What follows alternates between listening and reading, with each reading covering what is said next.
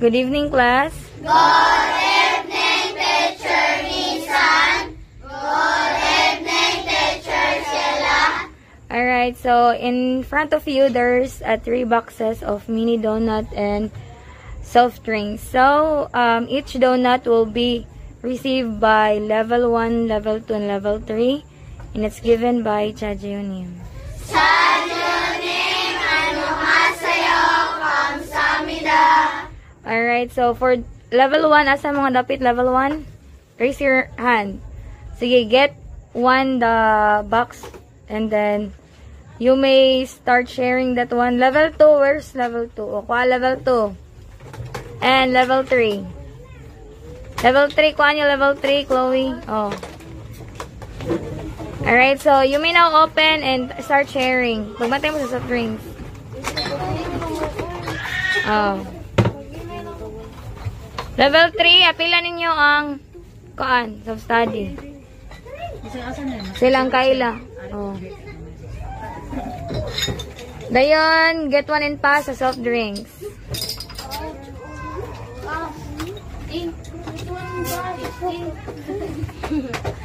Get one and pass. Pasa lang sa soft drinks para kuan. Hanay rang tanan.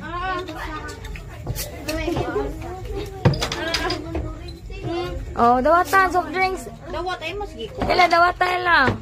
Patagaan ka sa Kasi na niyo to bang dawat ba di kay ko sa pasa mo mura na nga. Oh, sige. Level 3, oh. How was the donut? Amira, lami? Yes. Delicious? Yes. Cute gayo, kaya niyo ang donut. Level 3, okay na din level 3? Yes, teacher. Isa na nasubos. Julia. Julia. Thank you. Oh, share lang. Dagan man ang donut, di ba? Oh, dawat ang soft drinks. Ana na mo para.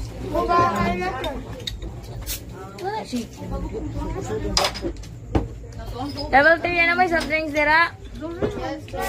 Ah, James. Wala pa.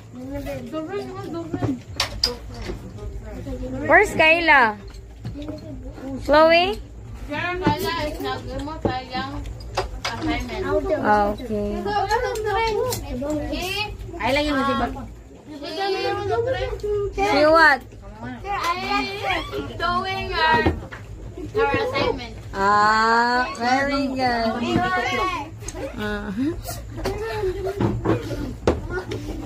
Alright, so ito all guys. Bye! Annyeonghaseyo. So, these are my level 3 students.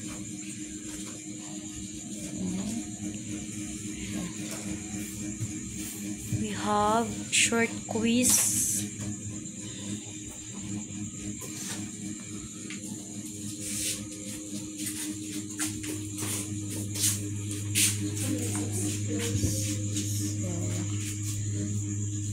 This is what they will do.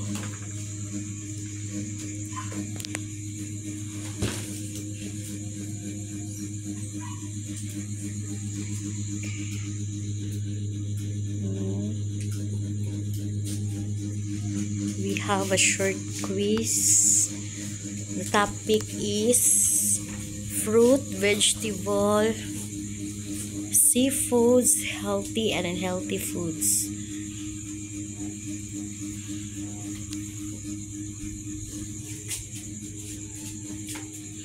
This is Shireen, Hannah, Nikki, Rowan, Gwyneth, Gia, Darrell, Jomong, and Nika.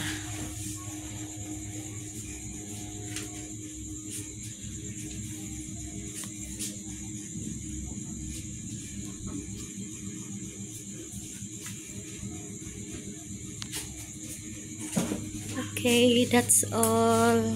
감사합니다.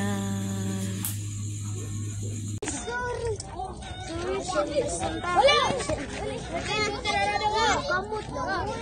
Ako naman to. Dali, dali. Hago siya. Uy, kamot.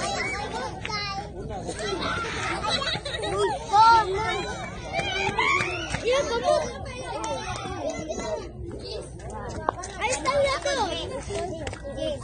Tiin na. Ate, takagis.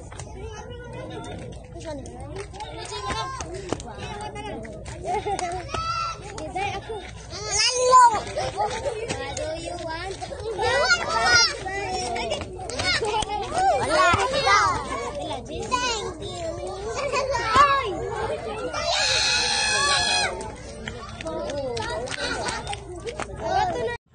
Good evening, level 1. Good evening, Teacher Loida. Okay.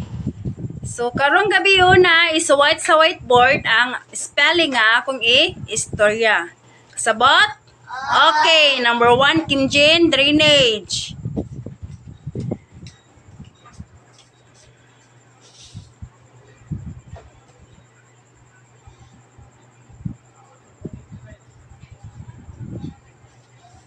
Okay, number 2, Rachel. Machine.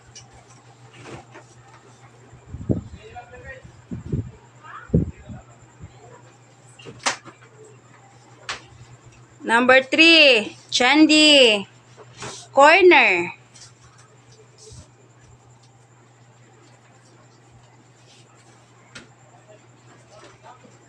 Number 4, Princess. Movement.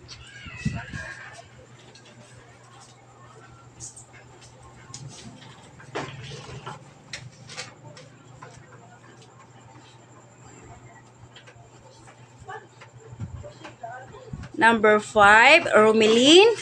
Nobody.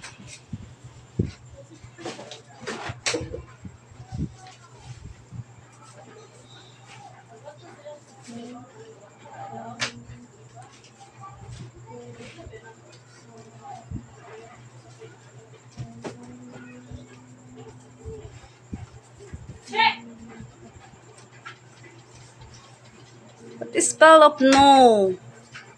Then body. Nobody. Okay, next again, Kim Jane. Drain.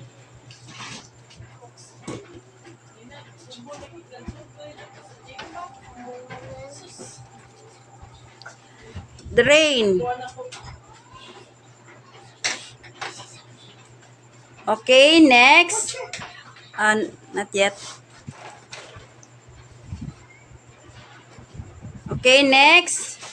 Rachel. Spell the word change.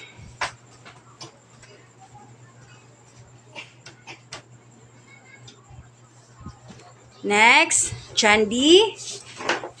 Fresh. Fresh. Okay, next, Princess. All fast. Princess, magic.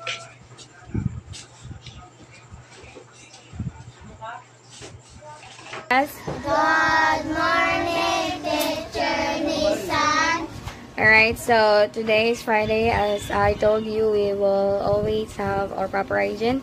So your teeth, your hair, and your hands. Let me see your hands. I'll get them. Your teeth, hair, and hands. Your teeth, hair, hands. Teeth, hair, and hands. Your teeth, hair, and hands. Your teeth, hair, and hands. Your teeth, hair, and hands. Next. Teeth, hair, and hands. Next.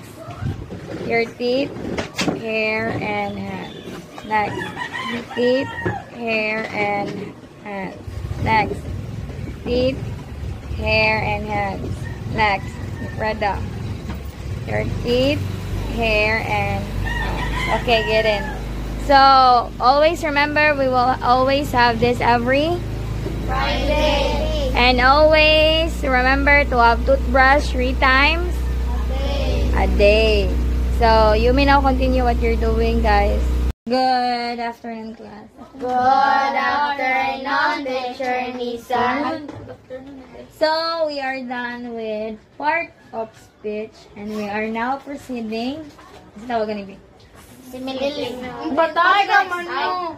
Part of, no, figure of speech. Figure. Ano si move part na? Manatag part of speech. So, nag-figure of speech. And the first very known figure of speech is ang simile. From the word simile. Smile. Unsay inyong makakap yung word nga simile. Smile. Smile. Similar. Similar. Simile or similar. Pareha daw. So, here's the definition. Read it first. It is the fact that the powerless of two objects with various relations between them is compared to the strong.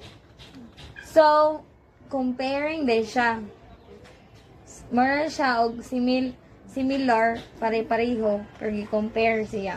Like for example, When dissolving like soap and water. so na mo'y mga dapat i-consider nga word. Like, like of Or as. So, here is another example. Here, basta. The man was hungry as a bear at dinner. Asa ang simile.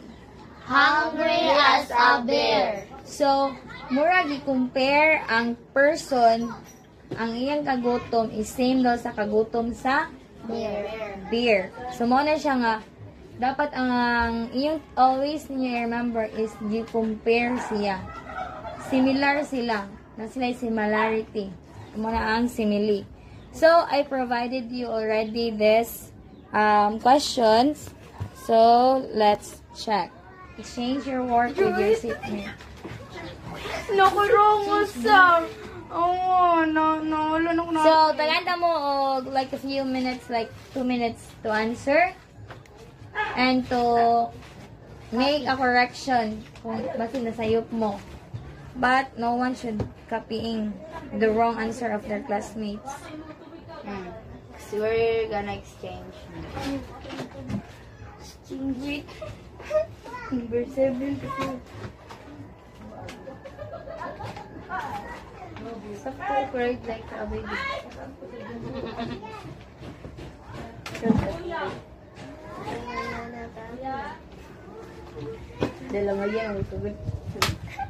Everyone's done, so read and answer. Go ahead, Dungan.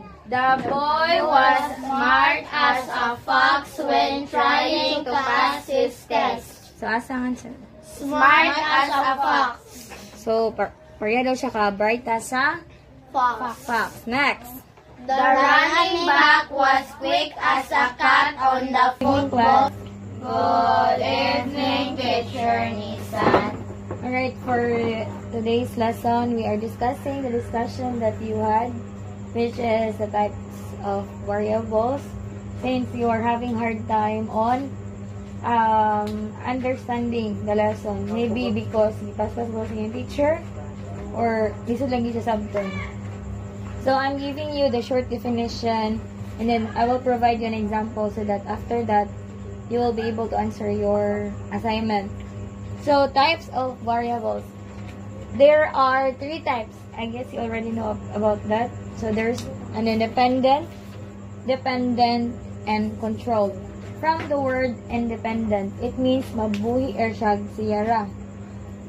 Dependent, nag-agad siya sa independent. Kung unsay resulta sa independent, or unsay nahatag sa independent, maupod ang mag-grow or ma-provide or makita na to sa dependent. Ang controlled is that is from the word controlled, control na siya. Kung gamay siya, gamay siya. Circle siya. Mga siya. So, let's have here the definition. Independent is what you change. Unsay imong gusto usbon, dira ani mo ganito. Dira ang independent variables makita. Next, ang dependent is what you measure or it means ana, di ba, na makigusto usbon. So, while mo tong usbon, dito nimo makita sa dependent ang resulta sa independent nga imong gibuhat. Next is ang controlled, kung unsa to ang outcome nga imong gibuhat na magperminti na siya gingato. So, I have two examples here. First, ako to nga Julia, gingon niya ganina, I think I heard Julia saying that, nampo, may water, nag-pour sa flower. Ang water, ang independent. Siya ang naghatag sa flower para mag-grow. Ang katong pag-grow sa flower, mao to ang dependent. Dayon, ang katong pot, soil, maperminti naman to siya dito, diba? Mo to ang nag-control. Mo to siya nag-control. Dra, dili to siya mausab, diba? Soil yapon. Pot yapon. Tanungan yapon ba? Siya mausab. So, in short, kung gamay na ang ma-provide nga water sa independent, dili kayo mag-grow ang dependent. Kaya nag-agad ra siya sa independent. Dayon, para mabuhat po na, dapat sakto ang inyong control. Dili siya mausab, di siya mabuak po, o di siya magamay. Maurag yapon. Kaya kung mabuak na ang plant, ang pot, maguba yapon ang tanom, di ba? So, dapat mag-maintain po ang pot na strong siya, o mag-maintain po ang soil nga enough